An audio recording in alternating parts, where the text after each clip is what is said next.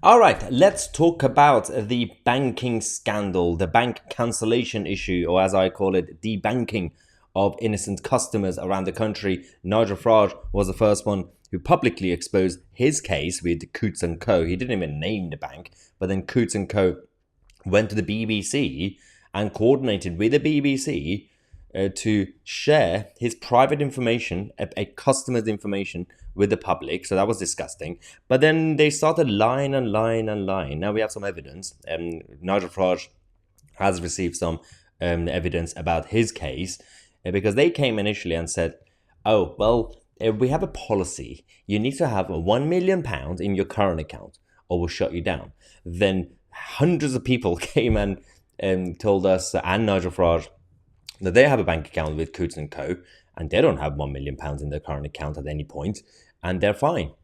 Then we discovered, obviously, it's all about PEP or PEP, the politically exposed people. Now, this story is about, obviously, the EU regulation that was actually taking place from Brussels because they wanted to do a crackdown in the future, or any time really, when it comes to dissidents, political dissidents, anybody who opposes the global consensus on various issues. Nigel Farage, on his show on GB News, told us about a lot of people who have been cancelled by Coutts and Co. Now he has evidence. There's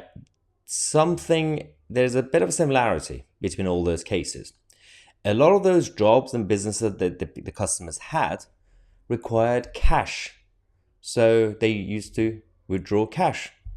Apparently, there's a problem with that because the banks are now saying, well, in order to crack down on money laundering issues, we're going to come for anybody who uses cash. So we are already in a cashless society before they even introduce the digital currencies. So it's already starting happening. How many bars or restaurants or shops you go to, depending on where you live these days, and they refuse to take cash. They're already refusing to take cash. So let's go to Nigel Farage and see what he had to say. But of more concern are the thousands of businesses, ranging from window cleaners to pawnbrokers, who've had their accounts closed down this year. And it seems to affect people who take cash. Yes, your local window cleaner could be a great money launderer, according to many of our banks. The worst of the banks at closing accounts will appear from my inbox. And by the way, it's been one of the biggest inboxes I've ever had in my life. Thank you so much for the support and information that you've been sending in to me. But it really is a major scandal. Now, for myself, at a cost of many thousands of pounds, I've gone to find out my world compliance profile. This is what's said by the big international agencies about me. Oh, and they'll have notes on you as well.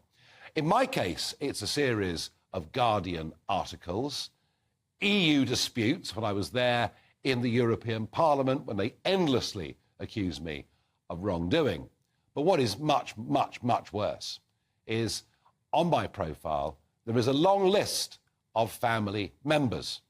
Me, my company, my family, and even associates and friends of mine are all to be treated as PEPs. This has now been confirmed, and it is all, I think, deeply sinister and potentially could be misused by bad governments. So then it took me a while to discover that list also includes me. So thanks, Nigel. So we're all in trouble, and it's not really just about those with a public platform like me or Nigel. It's actually ordinary people up and down this country. They're coming for everybody. This wave started on a very different level a while ago. Over the last few years, couple of years, we've had employers, companies, corporations, woke corporations. If you apply for a job, if they interview you, or if you're already working for them, they started to go through your old Facebook posts or MySpace posts or whatever, or tweets.